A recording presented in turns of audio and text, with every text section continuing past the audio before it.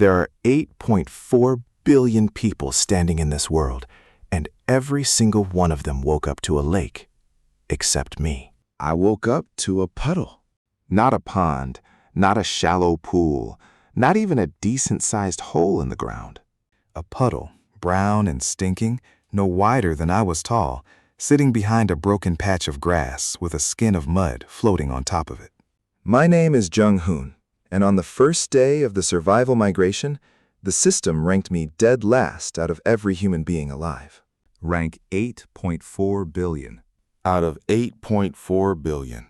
I was 20 years old, and I had just become the biggest joke in a world that had started 8 minutes ago. Let me take you back to the moment it all began, because the beginning matters more than people think. I was on a train, counting how many days my paycheck had left in it. 3 years of stretching money across a month had made me good at that kind of arithmetic.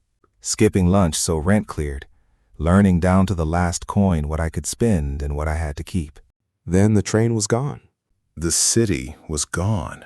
And I was standing in grass that ran all the way to the edge of the sky. A voice with no warmth in it spoke to every human alive at once. It called this place Grassland World and told us what we were here for. A survival migration. Each of us had been given one water source and one life, and everything that mattered in this new world came out of the water at our feet. Food, drinking water, tools, shelter, trade, all of it. The system opened ranking lists and regional chats and a market channel in the same breath. Then it gave us one warning before it went quiet. The starter pack would not last. The grassland night would not wait. And not everything that took the hook would be a fish. Each plot was enormous, 1,000 acres a person, so wide I could not see where mine ended in any direction. The nearest neighbor was somewhere past the horizon, too far to walk to, too far to see. For the first days, the only place any of us existed to each other was the chat. And the chat was already loud with what everyone had found at the center of their land. Lakes. Wide, clean water with fish breaking the surface, boats tied at the shore, nets folded and waiting. Someone posted an image of a lake that ran all the way to the horizon. I walked to the center of mine and found the puddle. Brown, stagnant, barely deep enough to lose a boot in. A few mudworms turning in the silt. Shrimp smaller than my smallest fingernail. No fish, no clean water, and barely room to swing a line before the hook found the far bank. The ranking list put my name at the very bottom of 8.4 billion entries. The regional chat found me about 10 seconds after that. I will spare you the names they came up with. Most of them used the word puddle, and at least one came with a drawing. I looked at the number once, then I put it down. A rank is a fact, and staring at a fact does not change it, and it does not catch fish. So I muted most of the chat, knelt in the dirt, and looked at what I actually had. The starter pack was the same for all of us, regardless of whether the system had handed you a C or a hole in the ground. 2 pieces of bread, 2 bottles of fresh water, 3 lumps of gray bait, 1 rod from the gotcha pool. The gotcha had hated me. The line was thin enough to snap if I looked at it wrong. The hook came out of the wrapper already bent, the point twisted off so it would skate across a fish's mouth instead of setting. A bent hook I could fix. I snapped a thorn off the dead grass behind the puddle and worked the point straight, slow, so the cheap metal did not shear off in my hand. When the barb sat true, I pinched 1/3 of one bait lump onto it. 1/3, not the whole thing. A man who burns his whole supply on the first cast deserves whatever the day does to him after. I dropped the crooked hook into the brown water and waited. The line twitched. I pulled. A mud shrimp came up, gray, ugly, the size of my thumb, kicking on the barb. Worthless on any market. I had my hand half open to throw it back when a pane of pale blue light opened in the air, a hand's width from my face. Deep hook system awakened. I went still. People in the chat had spent the last hour posting their own unlocks, their talent readings, their catch counts. Not one of them had sounded like this. The light kept writing. Water source identified. Classification, baby depth spring. Then a second line, smaller under the first. A depth spring does not grow wider.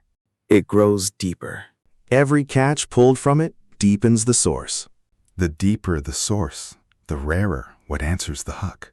Out in the chat, 8 billion people were measuring their luck by how much water they have been handed to look at. The system had just told me, where nobody else could hear it, that the size on the surface was the part that did not matter. The lakes were wide and shallow. Wide and shallow runs dry. Mine grew the other direction. Down. And down was where it was keeping everything worth having. A third box opened under the second. Talent unlocked. Catch forecast. The water blurred, and for half a breath I saw 3 shapes laid over it that were not there. A cluster of mud shrimp near the top. Easy, worth almost nothing. A bitter oilfish a little lower, more work to land. And deeper, coiled where the brown went black. Something long with a low hum coming off it, and a warning I felt in my teeth before I understood it. The forecast showed me the next few things I could pull up and roughly what each would cost me to land. It did not choose for me. That was the whole point of it. Every cast was a decision now, instead of a gamble. I could fish the safe shrimp all day and starve slowly, or I could go down after the thing with the hum and find out what the system meant by rarer. I started with the oilfish because I was not going to reach for the most dangerous thing in the water before I could even stand up straight. It fought sour and slow and came up bitter too, bitter to enjoy, but it was food. The skin and the small sack of oil inside it were materials I could use or sell. I cleaned it on a flat stone, set the meat aside, and kept the oil. I caught 2 more shrimp after that, and on the second one, I felt the puddle change beneath my knees. A small drop somewhere below the surface, the floor of it going down a finger's width. Earned, not given. The system had meant exactly what it said. Every catch took the spring a little deeper, and I sat there with a dead shrimp in my hand and understood something the 8 billion people bragging in chat did not. They had been handed the whole size of their luck on the first day. The entire lake spread out in front of them to spend down. I had been handed a hole that paid me back a little more every time I risked something for it. One of those dry? The other one does not, as long as you keep going down. I had a feeling that mattered more than anything in my starter pack. By the time the sun moved off noon, the lake market channel was open and loud. Most of it was lake owners dumping fish in bulk, the price of a common trout already sliding as 10,000 people tried to sell the same thing. I did not have fish to sell. I had ugly material, which turned out to be the one corner of the market nobody with a lake had bothered to learn. I sold the oil fish skin, the sack of oil, and a handful of shell scraps to a crafter who needed grease for a lamp. The coins were almost nothing. I turned them straight around for a bundle of dry grass and a length of rough rope. Because grass and rope were what a shelter was made of, and I would rather hold the makings of a wall than a few coins I could not eat. Then I baited the hook and went down after the thing with the hum. The forecast sharpened the moment I committed to it. The hum taking on a name. Black mud eel. The warning under it was not subtle. Danger, high. Reward better than anything you have touched. I tied the rope from my waist to a half-buried rock at the puddle's edge and knotted it 3 times and pulled it twice to be sure. An eel that can drag will drag, and I was not going into that mud after it. It hit the bait hard enough to bend the rod double. For a long second, I was sure the line was gone. The thin line sang, and held by some miracle the gotcha did not deserve. I gave ground when it pulled and took it back when it tired. The eel came up out of the brown thrashing, longer than my arm, black, slick, far stronger than a thing that size had any right to be. It threw a loop of itself over my wrist and bit down, and the pain ran white all the way to my elbow. I had never been in a real fight in my life. So I did not try to wrestle it, because the eel was better at being an eel than I would ever be at fighting one. What I had was the rock and a reed I had sharpened to a point while the oilfish cooked. I let the eel pull toward the stone, let it think it was getting free, and the half-second its head pinned against the rock, I got my weight over it and drove the reed in behind its skull. It shuddered once and went still. My hand was bleeding through 3 fingers and would not stop shaking.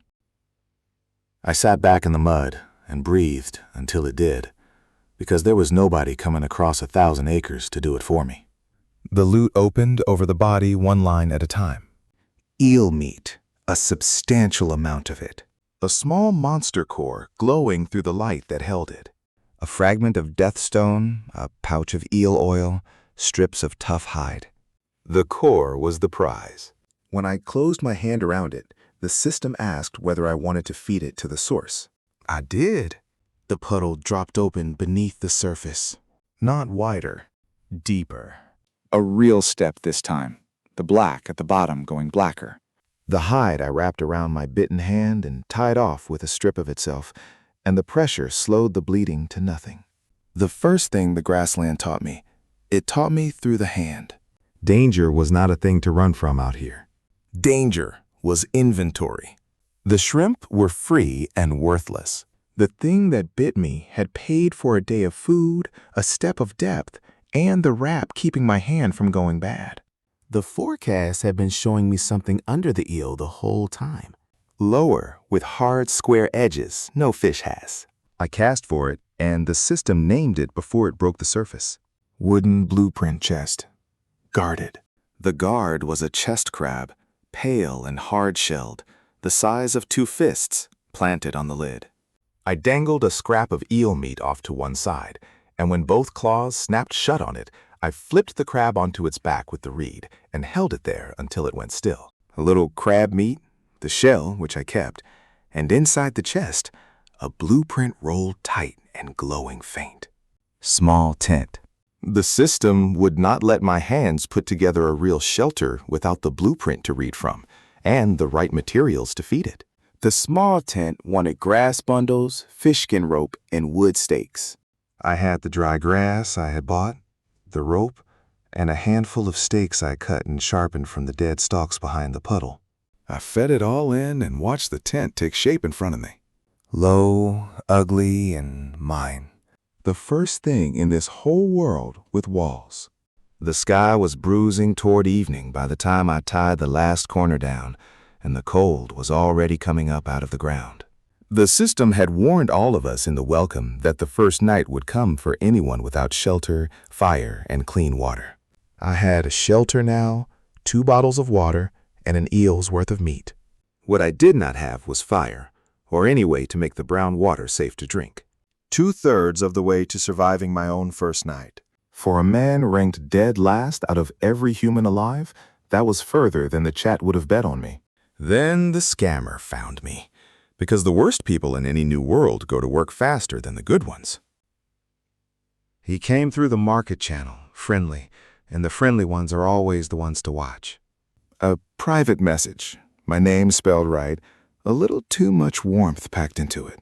He had a spare blueprint, he said, a rare deep water lure that would let even a small source pull premium fish. Because he liked the look of me, he would let it go cheap. All my coins and a eel meat. A steal, he said. Some version of me, a year ago, might have wanted to believe a stranger was being kind. 3 years of counting other people's generosity had cured me of that. Generosity with a price on it is not generosity. It is a sale. So I asked him to list the blueprint on the open market, instead of selling it to me in private, just to keep it clean. He had a reason that was not a reason. Then I asked for its trade record, because every item in this world carried one, a chain of where it had been and what it really was. He had a reason for that, too. Softer this time. And then his voice went hard. When the soft did not work, he went loud. He took the whole thing to the regional chat and turned the story inside out so fast, it would have impressed me if it had not been aimed at my throat. No, I was the problem. A dead last puddle owner hoarding his catch while better people struggled. He was good at it. The chat began to turn. I pulled the trade record on his blueprint myself and posted it where the noise was loudest. The system does not lie about where a thing came from. The record showed his rare deep-water lure for exactly what it was, a common starter blueprint he had copied and dressed up. I did not add anything to it. I let the record sit under his speech about generosity, and the same crowd that had been ready to shame me read the proof and turned on him instead.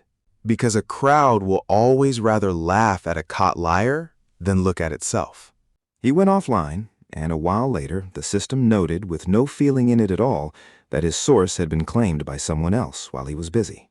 2 strangers who had watched the whole thing sent me messages, not to mock me, to trade. Real offers from people who had decided the puddle owner could at least read a contract. One of them was about to matter more than either of us knew. Her handle on the market channel was plain. No boast anywhere in it, which was its own kind of signal in a place where everyone was inflating themselves by the hour. Kwon So-hee. She did not open with sympathy. She opened with a direction. My bait was wrong, she said. Not bad luck. Wrong. I was dropping gray starter paste into a depth spring and wondering why only the cheapest things came up to meet it. She knew bait, the whole of it, what each mix called up out of the water and what it left down there. She was not offering charity. She wanted clean materials in return, and she stayed wary through the whole exchange, careful in a way that told me someone had already tried to cheat her once that day. I could have haggled. I did not, because she was right, and because a person who leads with the truth when a lie would have sold better is worth more than the few coins haggling would save. I sent her shell scraps and a measure of eel oil, fair weight, a little more than the recipe was strictly worth. She sent back a paste that smelled of wounded mud shrimp, the kind of smell that makes a bigger thing think it has found an easy meal. I mixed it, baited the crooked hook, and cast where the forecast showed a hard square edge sitting just under the water where the eel had come from. It worked on the first pull, exactly as she had said it would. The line went heavy with intent. Another chest came up out of the dark, this one bound in a knot of crab legs. And the moment it broke the surface, the cold arrived. Not the slow cold of evening that had been creeping in since I built the tent. This was a drop. Fast, hard, the warmth pulled out of the air all at once. A warning opened across the whole region in pale letters that every survivor would be reading at the same second I was. First cold rainstorm incoming. Exposed survivors will not last the night. I turned the chest over in my hands, and through the wet shell I could already make out the shape of the word on the blueprint folded inside. And of everything the system could have handed me one breath before a freezing storm, it had handed me the one thing I needed most. Bonfire. I killed the crab guarding the chest, the same method that had worked on the first one, a scrap of meat to commit both claws, a flip onto the back with the reed. The blueprint wanted dry grass, stones, fish oil, and a sparkstone. I had been hoarding dry grass since the first hour against exactly the cold that was now coming down out of the sky. I built the fire fast, with the rain already starting to spit, and fed it eel oil to make it catch in the wet. The first warmth of the new world hit me at the same moment the first hard rain did.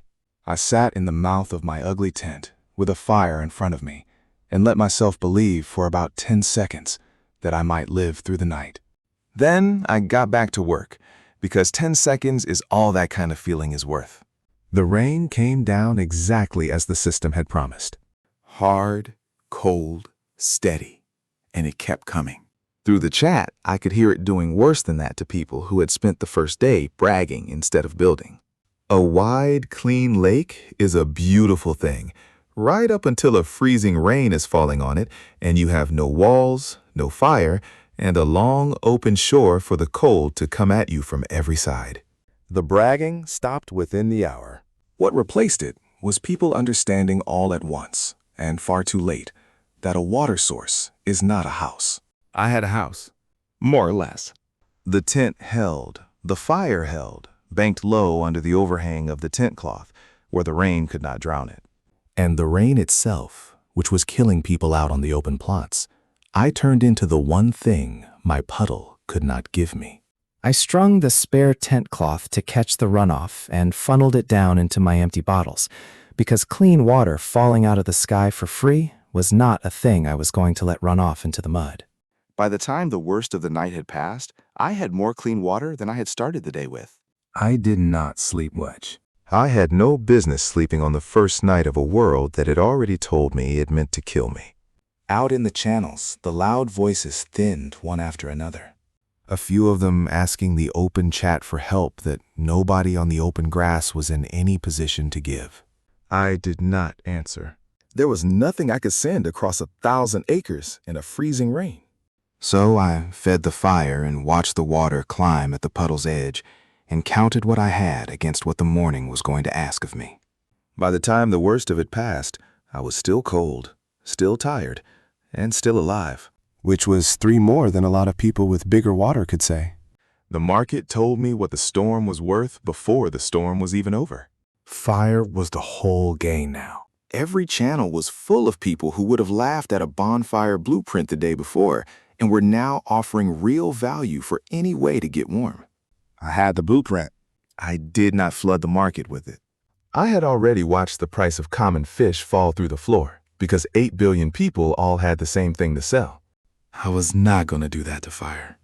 I sold a few copies high and stopped, then sold the rest in pieces instead. Fire starting packets, a measure of eel oil that would make wet grass catch, plain advice on keeping a flame alive in a downpour. And I took goods for it, not coins, because in the middle of a storm, a cracked pot is worth more than currency you cannot spend until the rain stops. By the time the sky started to gray, I had turned a single fire into a real pile of things I had not owned the day before.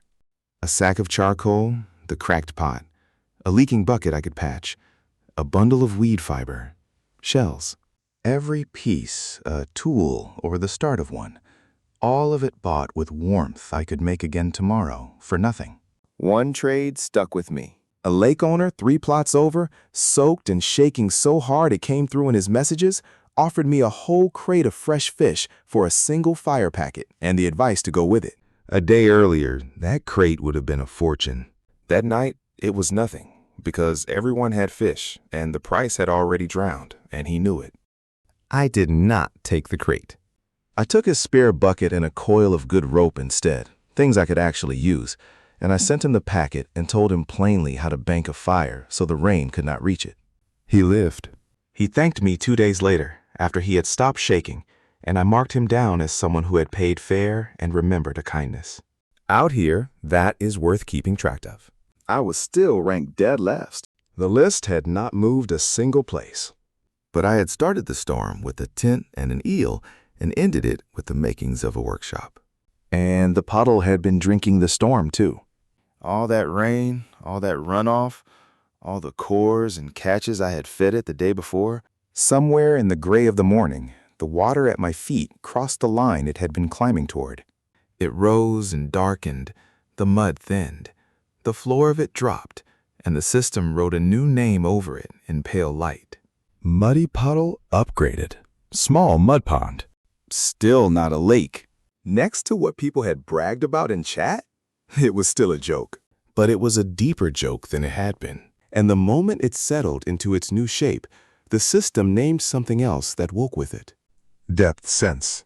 I could feel into the water now, instead of guessing at it. Where catch forecast told me what might bite before I cast, depth sense let me reach down into what was already there. The shape of the bottom, the things resting on it, the places the floor went soft. The first time I used it on purpose, I knelt at the rim and pushed the sense down into the dark, and the pond opened up in my head without my eyes doing any of the work. Down on the new lower floor, under everything else, the sense found a fish with a broad, flat shell across its back. And pinned in the mud beneath that shell, square-edged, another blueprint. The sense also showed me the weak place, not the armored back, but the soft seam underneath where the shell met the body. The one spot a spear could go in. I did not rush it. I had fire, a tent, food, and a storm still doing my fishing pressure for me. So I spent the gray morning making myself harder to hurt before I went after something armored on every side. The cured crab shell became guards, lashed up both forearms with weed fiber. The eel hide made wraps for my hands that gave me grip on a wet line and a wet spear. I cut a longer, heavier reed and worked the end of it to a point. A real spear, something I could put my whole weight behind. Then I mixed Sohi's wounded shrimp paste and cast for the shelled fish. It came up slow, the shell breaking the surface first, broad and flat and streaming mud. My first lunge with the spear glanced off the plates and nearly cost me the weapon. The fish slammed sideways and jerked me off balance into the shallows. Trying to force it was the eel all over again, and I was not going to bleed 3 more fingers learning the same lesson twice. So I let it heave, roll, and tire itself on the line. When it humped its back to turn, the seam showed exactly where depth sense had said it would. I drove the spear up into that soft line and put every bit of weight I had down on it and held it there until it stopped moving. No wrestling, no heroics. The weak place and patience, which were turning out to be the only kind of strength a man like me was ever going to get out here. The loot rolls off it, one line at a time. The water filter blueprint, the thing I had spent the whole day needing. A stack of shell plates, heavier and better than the crab shell. A handful of fine lake sand, a small, clear pebble the system marked as valuable without explaining, and lake coins, the most money I had held at one time since the world began. Before I touched the filter, I dealt with the food. A hungry man makes poor trades, and I had an eel's worth of meat that would not keep raw. I built a low rack of green reed over the fire and smoked the strips slow through the gray morning. It left me with something better than a meal. It left me with stock. Dried, smoked, keeping food in a world where most people ate their catch the same day they pulled it because they had no way to hold it. They were rich in the moment and poor by morning, starting over with every sunrise. I had just bought myself a stretch of never being the hungry one. The water filter wanted lake sand, shells, grass cloth, and charcoal, and I had every piece of it now. I built it under the lip of the tent, out of the rain, and I poured the brown water of my own pond through it.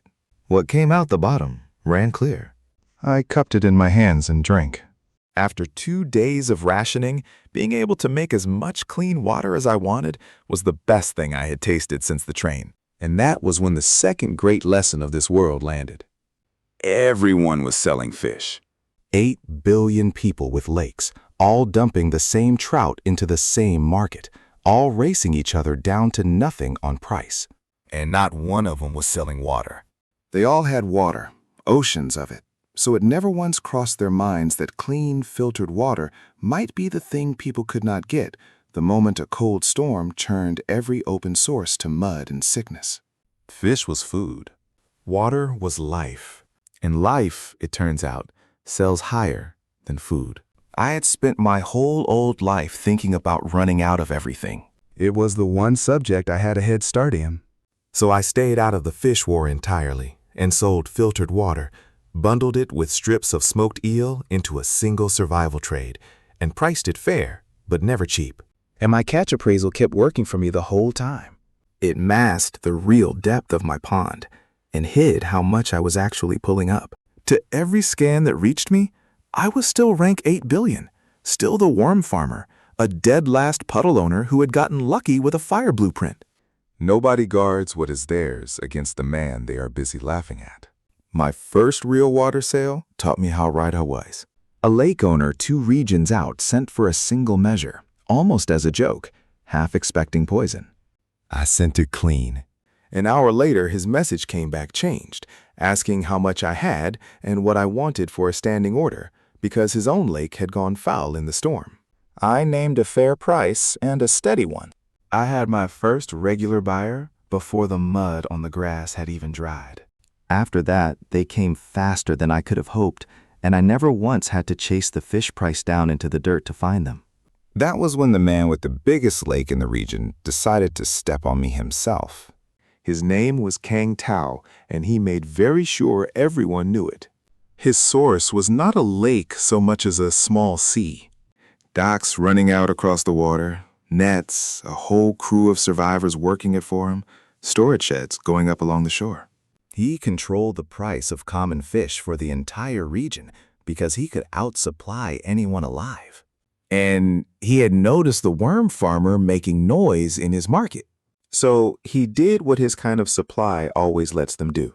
He mocked me first in chat for the crowd, called my territory a stain on the region, and my water a sickness waiting to happen. Then he flooded the channel with so much cheap common fish that the price fell straight through the floor, trying to drown my small trade under the sheer weight of his. It did not touch me. He could not have known why, because his scan read the same worm farmer as everyone else's did. But the reason was simple. I was not selling fish. You cannot crash the price of a thing by flooding the market with a completely different thing. He worked that out a few hours too late. I filed his name away beside the eel and the storm. Another danger with a cost and a payout attached to it. I did not know the size of it yet, but he had built his whole power on being the biggest, and he was not going to take my existence well. So he had been watching my trades all along, reading my catches off the market, and working out what my pond was growing into faster than I had said a word about it. She was the only person in the region who had looked at the worm farmer's trades and seen the truth underneath them. She started treating me as a partner worth keeping, instead of a mark worth a single sale. And a thing that had begun as one cautious exchange settled into something steadier. Out here, a man alone on 1,000 acres needs exactly one person he can deal with straight. She was turning out to be mine. The storm broke near the end of the day, the rain thinning to nothing, and the gray pulling back off the grass. I went down for one more cast before the light winked. The forecast showed me a weed fish in the new layer, all teeth and temper, and it fought me dirty, biting the line and spinning the hook 3 separate times before I finally landed it. When it came up, it was already dying, and as it died, it coughed something into the mud at the pond's edge. A scrap of blueprint, torn, only a piece, a corner of a design. Drawing right, just a fragment, the rest of it gone. And I felt the rest of it pull at me from somewhere lower, from down in the dark, where the water had gone deepest. I looked into the pond, down through the clear water my filter had not even touched yet. And at the very bottom, where the storm had stirred something loose, there was a ring. A circle of black set into the floor of my own pond, darker than the water around it, with a cold coming up out of it that the fire at my back could not reach. The weed fish gave one last kick, slid out of my hands, and dove straight down through that black ring, taking the rest of itself into the dark. I sat on the rim of the small pond with a fragment of a blueprint in my hand and a hole in the bottom of my own water that had not been there an hour before. The system had spent 2 days teaching me the same lesson through the eel and the shelled fish and the storm. Everything worth having down here was guarded, and everything guarded paid out for the man patient enough to find the soft place and wait. I had fire, clean water, smoked food, a rival who had underestimated me once, and a torn blueprint pulling me toward a hole in the dark. The puddle was not finished opening. It had only just started. I went down for the second weed fish first thing in the morning to recover the missing blueprint fragment. They were fast and mean, and they bit for the joy of biting. The third one I hooked clean through the jaw, and I did not give it a finger of slack the whole way up. When it landed, it brought the rest of what I needed with it. The torn fragment in my pack pulled toward the new piece the moment they were close, and the 2 halves of the blueprint became one. Drying rack, reed frame, fish skin cord, charcoal bed. I built it tall, 3 levels of frame lashed over a bed of charcoal, and went to work on everything I had been saving. The rest of the eel, the crab meat, the shelled fish, which was a lot of meat once you got past the armor. I cut it into strips and smoked it low and slow through the morning, and by the time the sun was high, I had something almost nobody else in the region had. Food that kept. 8 billion people pulling fish out of the water and eating it the same day because a fish left out goes bad, and a lake gives you no way to hold what it gives you. They were rich in the moment and starting over every sunrise. I had just bought myself days of never being the hungry one. That counted for more than in you ain't. Then I finally did the thing the black ring had been waiting on. I had been holding my lake coins, all of them, because I had a feeling the pond was close to another step. You could let a source climb on its own, one catch at a time, or you could force it, feed it coins and the right materials all at once, and make the jump happen when you chose. I ground the depth stone fragments into powder, gathered the shells and fish oil, counted out the coins, and fed the whole lot into the pond together. The water answered. It pooled down and cleared, the last of the mud thinning out, until I could see straight to the bottom. Small mud pond, upgraded, clear pond. For the first time, I could kneel at the rim and see my own water all the way down.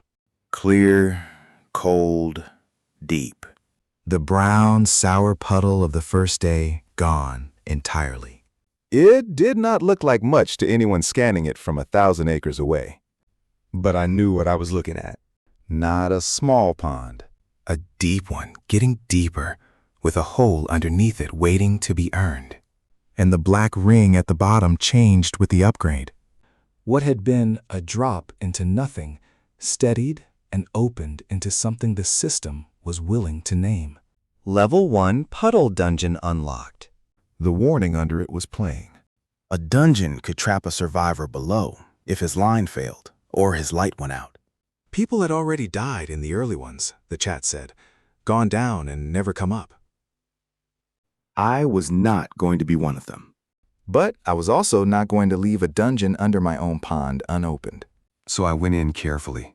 I roped my waist to the buried rock at the rim, the same anchor that had held the eel, and I let the line out slow as I lowered myself into the ring. Shale guards up both arms, the reed spear across my back, the crooked rod in hand. The drop went further than I expected.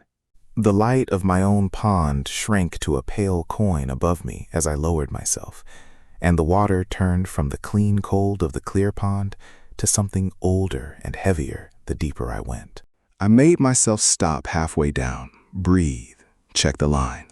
Because the thing that kills a man in a place like this is not the monster at the bottom. It is panic. Going too fast, burning his oil, losing his count. Looking up to find the way back has gone blank in his head. So I went slow, I checked the rope, and I counted. When my feet finally found something solid, I stood still with my hand on the line and let myself be sure of the way back before I let myself care about the way forward. The first layer of the dungeon was a drowned room of mud and root. The walls were packed dark earth, threaded with roots that gave off a faint, cold light of their own, enough to see by once my eyes adjusted. Pale, steady, wrong, because roots do not glow, and these did. The water down here was cold and old, and it was not empty. Blind fish came at me first, pale and eyeless, hunting by the push of the water alone. Not strong, but many. I kept my back to a wall, kept my movement small, and let the shell guards take the ones I could not avoid while I worked deeper. They could not see me, only feel me. Moving slow and steady, I gave a blind hunter very little to feel. Mud traps were worse because they did not announce themselves. Stretches of the floor that looked solid and were not. Soft, sucking pits that would have taken my leg to the hip. Depth sense earned its place down there. I could feel the soft floor before my foot found it, the same certain knowing that had shown me the seam in the shelled fish. And then there were the chest shrimp. A cluster of small, fast shapes, each one clutching a little locked chest, scuttling along the base of the far wall toward a crack they meant to vanish into. The system marked one, the lead one, whose load read heaviest.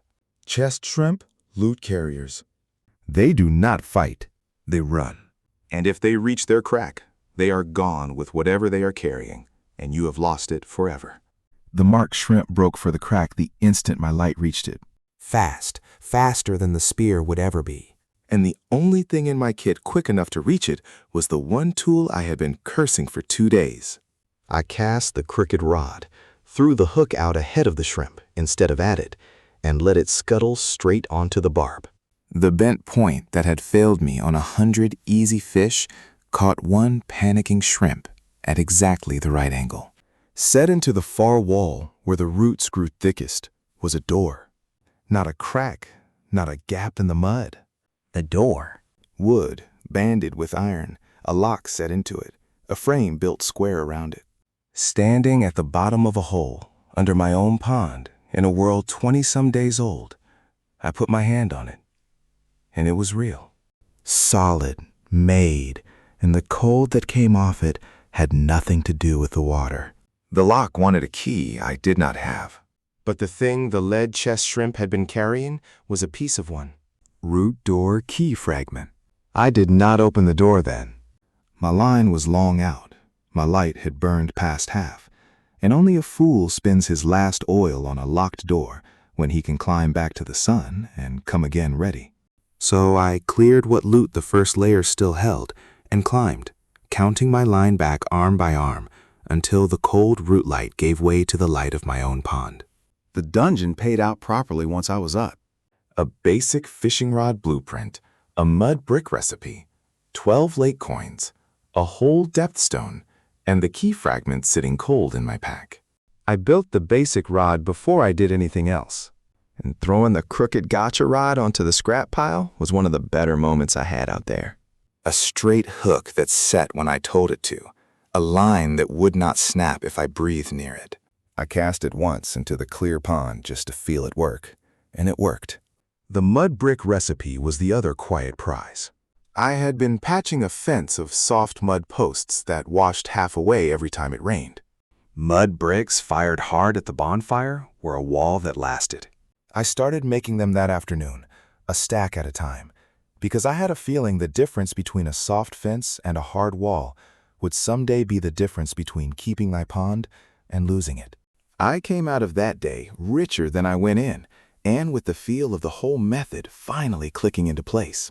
Take one dangerous thing, survive it, turn what it drops into the tool for the next one. That was the shape of how a man wins out here, without ever being the strongest thing in the water.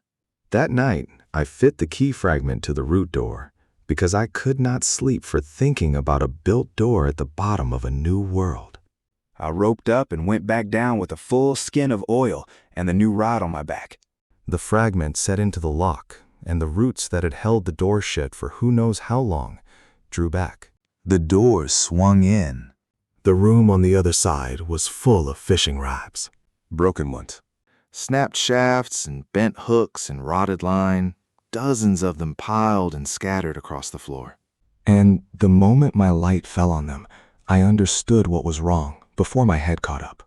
These rods were old. The grips ratted soft, the kind of old that takes years, and there were no years in this world. The migration was 3 weeks gone. Nothing down here should have been older than I was. And these rods had been broken and left behind long before this system ever pulled me off that train. I crouched and picked one up. The shaft crumbled at the grip, where my fingers closed on it, the line gone to powder, the hook eaten through with rust. Someone had owned it and used it and worn it out and broken it in a place the system swore was 3 weeks old.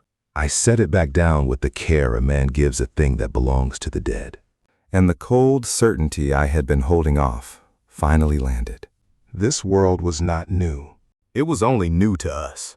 Something had lived here and fished here before us. And the depth my puddle was reaching into was not empty wilderness.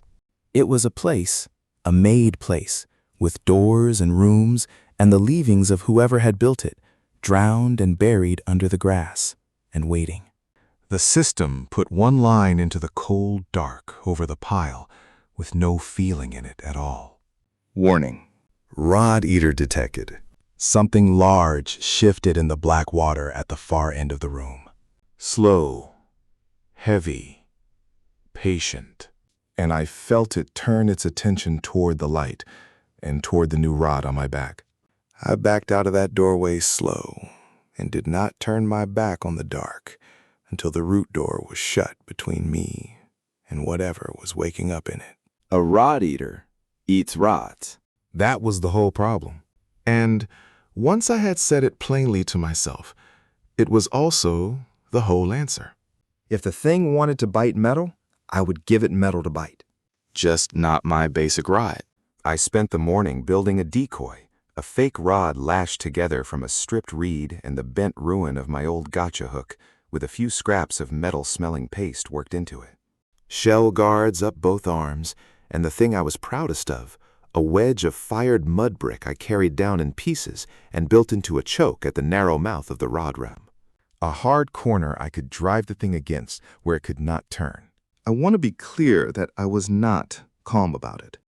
A thing that ate metal in the dark had been waiting behind a door under my pond since before the world I knew ended. And I was about to walk into its room. One purpose. But fear is just information. And the information was useful. It told me to bring a decoy, build the wedge, keep my real rod on my back and out of reach until the last possible moment. I went in with the decoy in one hand and the basic rod slung safe across my back, and let the rod eater smell the bait I wanted it to find. It came up out of the black water fast for something that big, all jaw and old hunger, and it took the decoy exactly as I had hoped. Its mouth closed on the fake rod and crushed it. And for one moment, it was busy with a meal that was not my livelihood. I drove it toward the brick wedge. It thrashed and tried to turn, and the hard corner would not let it. I got the reed spear into the soft place under its jaw and leaned. And the fight came down to whether the wedge would hold or my arms would give first. I have never felt anything push like that. A slow, grinding weight trying to back off the wedge, turn, and bring all of itself around onto me. My boots slid in the muck, the brick groaned, and I got my shoulder behind the spear and my feet against the only solid stone I could find. I stopped thinking about winning and started thinking only about not letting go. Because the moment I let go was the moment it turned. The wedge held. My arms nearly did not. I pinned the rod eater against the brick until it stopped fighting, and then a while longer to be sure. And when it finally went still, I sat down in the cold dark with my back against the wedge and let my hands shake themselves out. The rod eater paid out like nothing I had killed before. Its teeth came off long, curved, harder than any stone I had worked with. A set of spear tips and blades, a season ahead of the sharpened reeds I had been making do with. A bundle of reinforced lineweed fiber I could spin into line that would not snap on the next big thing that hit it. A monster fish core, the biggest yet. And 3 blueprints rolled tight and glowing, a pond fence, grip gloves, and a recipe for rod repair oil. I built all 3 the moment I was back in the sun. The repair oil came first, eel fat rendered down and ground shell powder worked into it, and I rubbed it along the basic rod where the near misses had scored it, and the small damage closed. That oil was its own kind of freedom. A rod I could mend as long as I had eel fat and shell, and I had plenty of both. The grip gloves went on next, fish skin and shell stitched into a glove that held a wet line and wet spear without slipping. After 2 days of losing my grip at the worst moments, they were a second pair of hands. And the pond fence I built of the mud bricks I had been stacking, a real wall now around the rim of the clear pond, fired hard and set deep with rod-eated teeth worked into the top of it, pointing out. I took stock that evening, and the count had changed past recognizing. 6 days ago I had owned a bent hook, 3 lumps of bait, and a hole full of mud. Now I had a repaired rod I could keep repairing, gloves that held, armor coming together, a wall with teeth, a dungeon that paid, and food enough to skip a week of fishing if I had to. None of it had come from luck.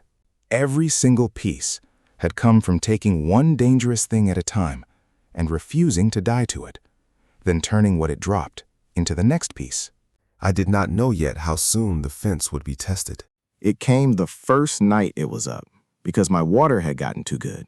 A clear, clean, cold pond, the only good water for who knew how many plots in a grassland going dry, does not just draw buyers in the market. It draws everything with a throat. Night beasts came out of the dark grass after midnight, low and fast, and pulled across the open plots by the smell of the only good water around. They came to drink and found a wall and a man between them in it. The fence earned itself in the first 10 minutes. The beasts were stronger than me, one for one. Claws, weight, a hunger that did not care what I wanted. But the wall took their charge and funneled them to the one gap I had left, the narrow place where I stood with the spear. One beast at a time, in a gap barely wide enough for one, instead of all of them at once in the open. I held the gap through waves of them, the grip gloves holding my spear when the blood made everything slick, the shell guards turning the claws I could not dodge. Twice a beast got a paw over the wall, and I had to leave the gap to put it down before it dropped inside. And both times, I got back a half second before the next one came through. A half second was all the room there was between holding the pond and losing it. By the gray of the morning, the beast still alive had given up on my water and gone looking for an easier throat. They paid for the night, too. Claw bones, tough hide I cured and stitched into a real vest, layers of fish skin and beast hide with heavy shell plates set into the forearms. When I put it on, I was wearing real armor for the first time since the world began. And somewhere in the middle of all of it, the system moved a number it had not moved for me before. Survival rank rising. Not the source rank, which the appraisal still held at dead last, exactly as I wanted. Survival rank, the system's count of how likely a given survivor was to still be breathing in a week. Mine had spent the whole migration scraping the bottom. Now it climbed hard, because I had crossed every line the welcome had drawn on the first day. Shelter, fire, clean water, stored food, a rod that worked, and now a wall that had just turned back a night that would have killed most lake owners in the open. I was not surviving anymore. I was dug in. Kang Teao noticed. His first move was almost polite. A formal offer came through the market, system stamped, real coin behind it. More coin than a puddle owner ranked dead last had any business being offered. He framed it as a kindness, a fair price for a stain on the region he would be glad to take off my hands. I refused the offer without a word of explanation, because nobody puts real coin on the table for a thing he believes is worthless. The size of his offer told me more about what my puddle was worth than any scan ever had. When buying did not work, he went back to the only other tool he had. His mouth and the size of the crowd that listened to it. The cursed water story came back louder this time and organized, his crew echoing it across every channel. The puddle water was poison. The worm farmer was selling sickness to desperate people. It was a good lie, the kind that costs nothing to say and everything to disprove. So I spent the coin I had been saving and bought the one thing that ends a lie like that for good. A market verification token. The system itself tested my water in the open, where anyone could read the result and stamped it clean. Not the worm farmer's word against Teao's. The system's word, which no rumor can shout down. The cursed water story did not just fail. It made the people who had repeated it look like fools, and it made me the only honest seller in a market full of noise. And Teao had paid for that result himself without knowing it. A few of the survivors his crew had leaned on to spread the rumor quietly started buying my verified water themselves. I sold it to them at the same fair price as everyone else. I am not in the business of punishing people for being afraid. I am in the business of being the one they come back to once they stop. She came out of the grass 2 mornings later, the first living person I had stood in front of since the train. One woman alone, moving wrong, favoring one side. A deep, ugly wound along the ribs that someone had given her on purpose. She stopped at the edge of my fence and did not ask for anything. She just looked at the wall and the fire and the clear water and the dried food on the rack with the flat, assessing eyes of someone who had been measuring water sources for a living. Then she swayed on her feet and caught herself on a fence post. A person about to fall down is a problem with an obvious answer, and I am good at obvious answers. I gave her clean water and dried eel and a place by the fire to sit down before she fell down. I did not ask her for a thing until she had drunk, eaten, and stopped looking like she might die on my grass. Not because I am soft. Because a person is not a fish, and the difference between me and Teao was going to have to be something. Her name was Ula, and she had come from Teo's lake. She had read water for him, scouted sources, mapped the region's wells, until she saw what he meant to do with the map, and refused to be part of it. Refusing had earned her the wound along her ribs. What she brought me was a map in her head. The grassland was going dry, a long, hot wind was coming, and the small sources were going to start failing first. Teal meant to use that. He was going to drain the weak sources, take their water and their cores, buying their fear and their debt out from under them, one dying pond at a time. And a clear, cold, deep pond that he had already tried to buy and failed to buy was exactly the kind of source a man like that puts near the top of his list. She was not done. She went to the rim of my fence and looked down into the clear pond, and something in her face changed. Her talent was not fishing, but water itself, the movement of it, where it came from and where it went. She knelt and put her hand near the surface and tracked a current along the buried edge of the pond that moved when it had no natural reason to. She told me to dig there, and I did. A hand's depth down in the cold mud, my fingers closed on something that was not stone and was not root.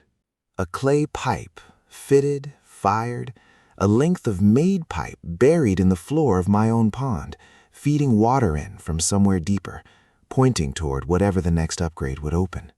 Water does not flow through clay pipe by accident. Pipe is built by hands with the intention to move water from where it is to where someone wants it. And here it was under my puddle, the same impossible age as the broken rods behind the root door. One more piece of proof of the thing I had been refusing to say plainly since the rod room. This world was not due.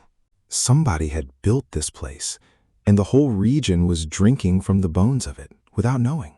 The dry wind came early, and it came for everyone at once. Within a day, I could feel it pulling the moisture out of the air and the open water across the plots. The weak sources started to shrink, shallow ponds dropping a hand's width, then another, the chat filling up with people watching their water go down and understanding, slow and sick, that a source can die. I had been the man with the worst water from the first day, so I had spent the whole migration getting good at not having enough. The dry wind was a death sentence for the careless, and just another lean month for me. I cut my water sales back hard, stopped selling so much, because a pond losing water to a hot wind cannot also lose water to a buyer. Then I went after every drop I could add instead of spend. Fat, slow water beetles in the dry grass, carrying little sacks of moisture in their bodies against exactly this kind of dry. I caught them by the handful, pressed the sacks, saved every drop they held. I fired more mud bricks, because brick holds and lasts, and brick was the one building material the dry wind could not touch. Teao saw the dry wind coming too, and being Teao, he saw it as a chance to squeeze. He used his coin and his crew to corner the market on every material a small owner needed to survive a drought. Wood, charcoal, storage jars, he bought it all out and held it so that the dying owners could not buy the means to fight back. It did not work on me, and the reason it did not work was the reason none of his moves had worked. I was not shopping in the market he controlled. I had spent 2 weeks learning to make my own. Then I did the one thing that would save my source for good. I poured in everything I had been saving against this exact moment. The coins, the death stone, the cores, the ground shell, and I made the pond take the next step. Clear pond upgraded, deep fishing hole. The water dropped, tightened, when cold and still, and the dry wind lost its grip on it, because you cannot evaporate what you cannot reach. The surface of a deep hole is small, and the depth is enormous. While the region's water died in the wind, mine settled in and got safer. The deep fishing hole unlocked monster catch mode, and the first monster to answer it was a grass-jaw catfish. Huge, slow, the biggest living thing my pond had ever held. It smashed my fence on the first roll of its body, a whole section of fired brick coming apart, and nearly dragged me into the dark water. I anchored the line to the buried rock, let the rubble of my own broken wall slow its rolls, and with Ula reading the pond's pressure and calling each move before it happened, I waited for the one breath the grass jaw opened. When it lunged with its jaw wide, I put the fishbone spear down its open throat with every bit of weight I had, and it sank back and went still, and the pond was mine again. The grass jaw paid out the biggest haul of the migration, and among the loot rose a locked silver chest the forecast could not read, and a fragment of a unique fishing rod blueprint. The chest wanted a second monster core before it would open, a core as rare and hard won as the one I had just pulled from the grass jaw. So I rebuilt the fence, set the trap for the bladefin carp waiting in the new lair, sacrificed my basic rod to its cutting edge to draw it into a brick channel it could not slice through, and drove the spear into its soft body as it leapt at my throat. The second core went into the silver chest lock, and it opened, giving up the complete unique rod blueprint, a storage box, a rare lake pearl, armor upgrades, and a puddle expansion token. I built the unique rod, upgraded the armor, buried the token in a place I marked only in my own head, and stood on the rim over a deep, cold pond full of monsters, with a rod most lake owners would never reach. Then Teao forced a seasoned duel, and the system opened a notice across the whole region with both our names on it. The loser's source could be claimed by the winner. He thought he was catching me at my weakest moment, dragging a mud hole off me in front of the whole region. What he got instead was the system measuring both our sources in the open on every axis that mattered and reading the numbers out one line at a time while the whole region went quiet to watch. Clean water, rare catch value, blueprint contribution, combat record, shelter stability, survival rank. Line after line, the score climbed on my side and sat flat on his, because Teao had built wide and I had built deep, and the system had been quietly measuring depth the whole time while the chat measured width and laughed. I won. The puddle the whole world had drawn pictures of had become the richest source in the region, and the only one a drought, a rival, a raid, or a season boss could not kill, because depth, as it turned out, never runs out.